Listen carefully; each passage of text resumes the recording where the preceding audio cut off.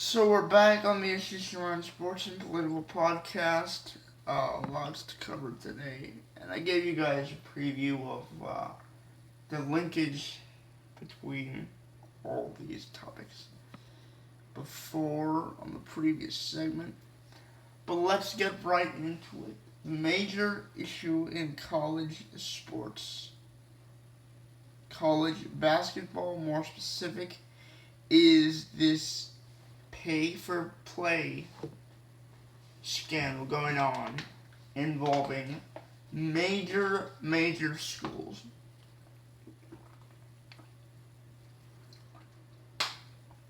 So apparently there's like a lot of big time former players, current players, recruits that are implicated in this. Let me give you some of the notable ones. I don't have this article on me now, but DeAndre Ayton, one of them. Ate or eat. He's eaten a lot of stuff. He looks huge. But that was a terrible joke. But he is a big time player, 20-10 player. Sean Miller, the Arizona head coach, is wiretapped saying or discussing paying this kid $100,000 to come to Arizona. Well, he's already come, but beforehand to come to Arizona. Other notable ones, probably more notable, but not as much because they can pay these things off right now, are Dennis Smith Jr., $75,000, if I'm not mistaken. Kyle Kuzma, while he was in college, $10,000. Who else? Josh Jackson is implicated. Wendell Carter of Duke is implicated, but that's not a big deal. Everybody's focusing on this whole Miles Bridges thing. She got a dinner worth $400.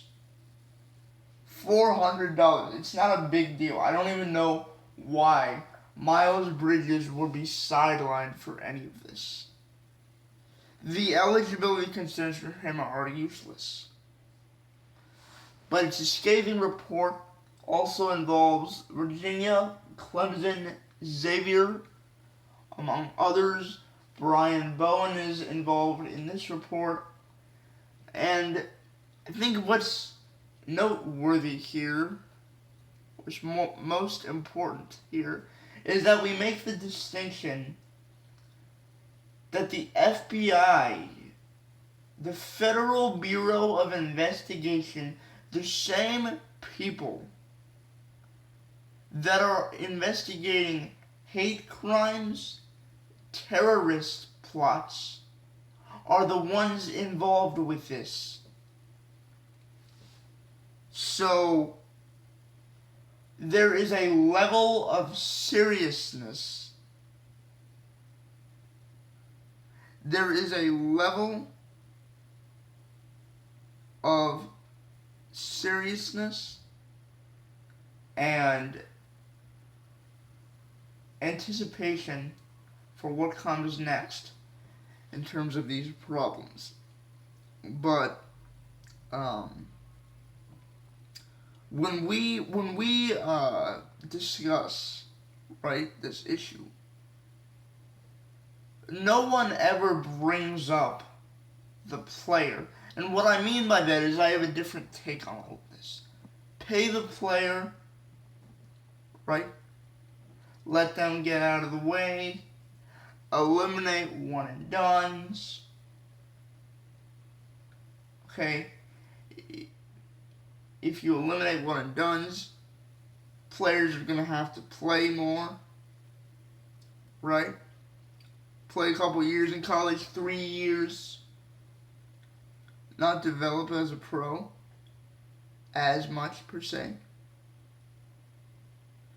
Right? So when you look at it from that perspective,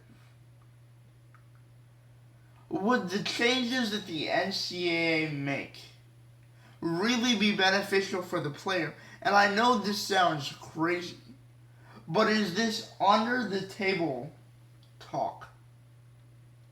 Right? Is this under the table discussion really good for the player? Because if the NCAA is going to do something, they're not going to pay the players. They're not going to make it profitable for the players. Because number one, they don't want to lose out on money.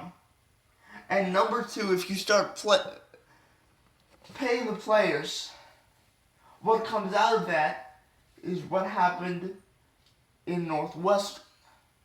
Asking for more money. Asking for health care benefits. Even though you choose to play the sport that you play, the university does not. Right? And also this idea that they get a free education. They don't use it. It's not the university's fault that athletes, certain athletes, don't apply their full effort in the classroom because they believe the greatest reward is in athletics. It's not, the university is not liable for an athlete that acts like an idiot and is cost money, education, career opportunities because of that. The NCAA is giving you the opportunity. You're just not taking it. But whatever, that's not the point here. My point being is this. If this is coming out, right, the NCAA is not going to pay the players. The NCAA is not going to pay the players because they only pay a few. If you start only paying a few, those few will ask for more and more, and the underrepresented average guys will also ask for money. Because guess what? The reason why we pay attention to Middle Tennessee is not because any of their players are going to make the NBA. They probably won't. But because for that one game, they may upset a Duke, a Michigan State. So based on their economic value, in terms of ratings and things like that, the lower seeded teams and the players on those teams are going to ask for money too. Benefits, at the ask price for benefits are going to skyrocket. I mean, we've seen this in politics with welfare, Medicaid, Medicare, Social Security, right? I'm not trying to make it not trying to compare the two, but we've seen it in politics. It's human nature. Once you get something, you want more and more of it. And this idea of equality is like a huge thing. Not saying it's not good in our government, but in terms of paying athletes, especially for smaller schools, it becomes a major issue. When the smaller schools still get a lot of revenue out of the NCAA tournament and events like that. So, again, I pose this question.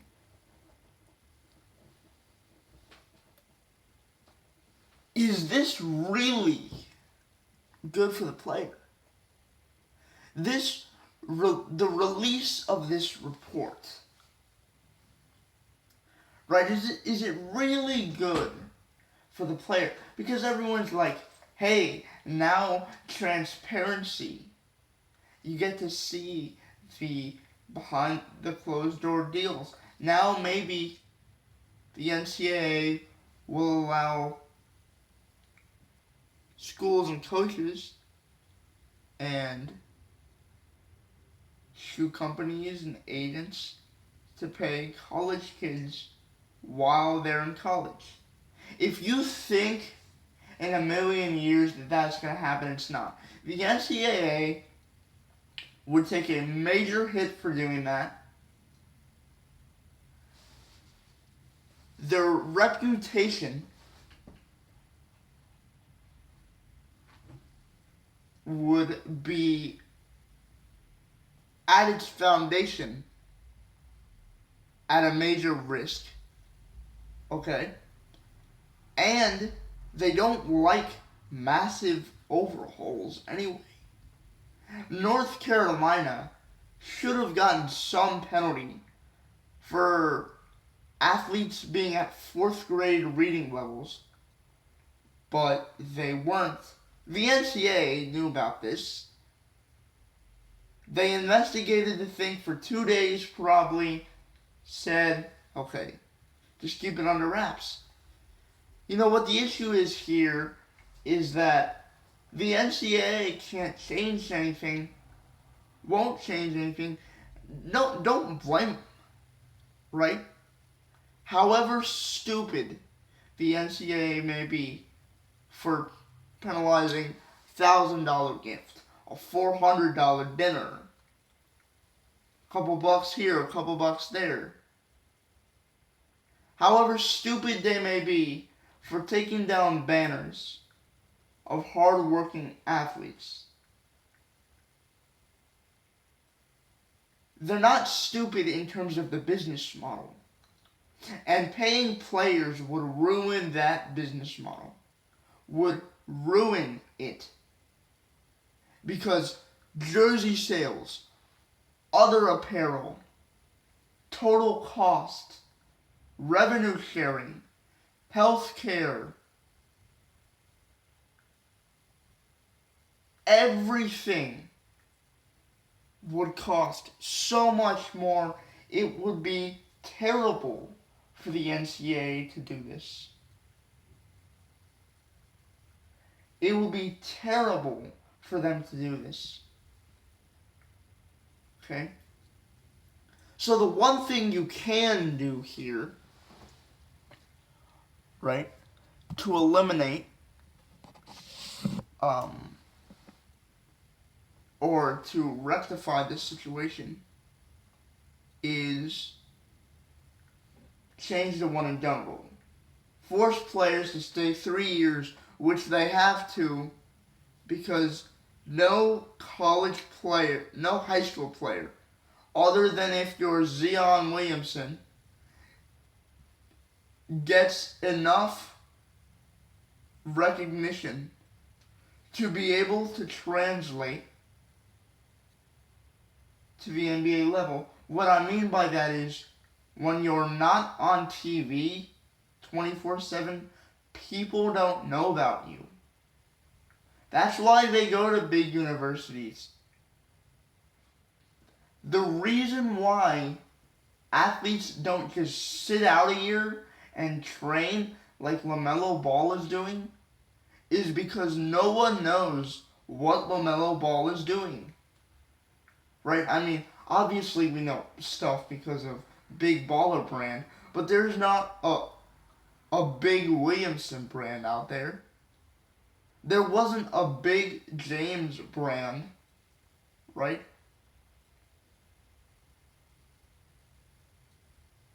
Until he signed with Nike and he went to the NBA. If he had gone to a place like Ohio State, people would have been talking about him. But he's a special talent, and that's how he got away with it. Not everyone is a special talent. And if you need a brand to promote yourself, when zero brands exist for you to capitalize on, there is no way you're going to get the exposure and the training required to make it to the NBA. There's no way. The LeBron example for me earlier was not a good one. This will be. LeBron James had an NBA body at 16, was on Sports Illustrated, was on national TV every single game he played, and was the number one overall pick for, until that time, probably the worst franchise in the NBA. LeBron James is an outlier. Kobe Bryant was the number one overall player in America, like LeBron was. Kobe Bryant is a different animal. LeBron James is a different animal. These players need to go to college to be great. A lot of them do. Because they don't translate the way a Kobe does, the way a Kevin Garnett does, the way a LeBron does. They don't make them like they used to. That's why athletes need college to grow in the weight room, physically. Know more about the game, technical skills. You need that year. And you need that year for scouts to see you, for TV viewers to see you. Trae Young is a big deal. No one knew who Trae Young was. No one knew who he was. But guess what? Because he's on ESPN now, dropping 40 a game, everyone knows who he is. Trae Young, if he sat out this year, would he get drafted? I don't know. He wouldn't be drafted as high. I guarantee you that. So if you're going to eliminate the one and done rule, that's bad.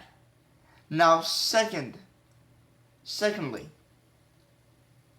if you're going to extend the one and done rule to 3 and done, like college football, that's ridiculous too.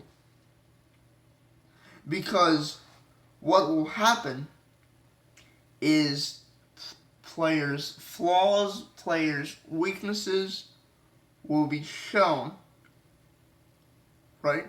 More and more, which means they get drafted lower and get paid less money up front, where those issues will be attempted to be rectified regardless where the player gets drafted when he gets into the NBA.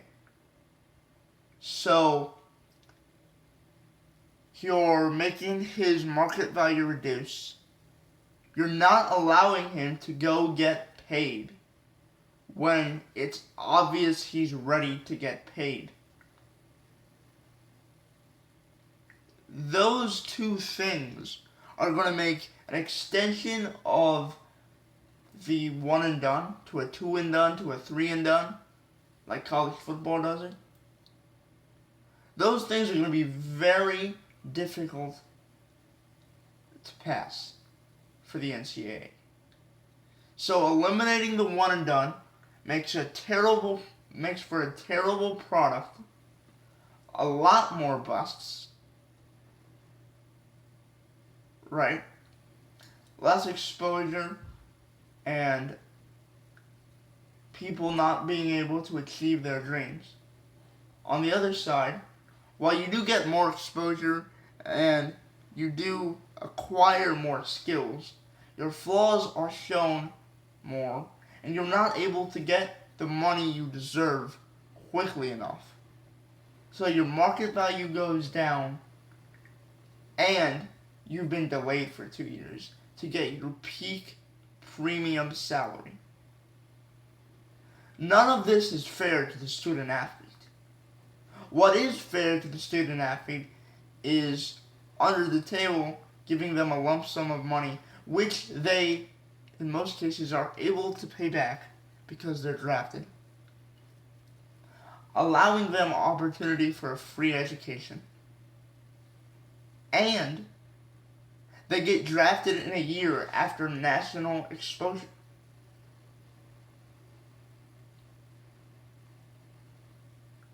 After experiencing how real basketball works outside of the AAU and high school landscape. That's what's good for college basketball players. This is good for college basketball. And if the NCAA, wants to either make changes that require paying players, it's going to be a huge mess economically. And if they're going to go the other route and make it more stringent in other ways, it's going to harm the player. So the only way where everyone wins here is what's happened under the table for the last 60 years. Yeah, criminals may be the ones laundering the money. But again, and I'm not excusing this, if criminals weren't involved, we'd all know, and in sweet, blissful ignorance, air quotes, everyone, including the consumer, including the player, including the NCAA, including the coach, would win. Okay, coming up next, more on the Mueller probe and the Florida shooting and corruption involving that. Up next, Ashish and Ryan Sports and Political Podcast.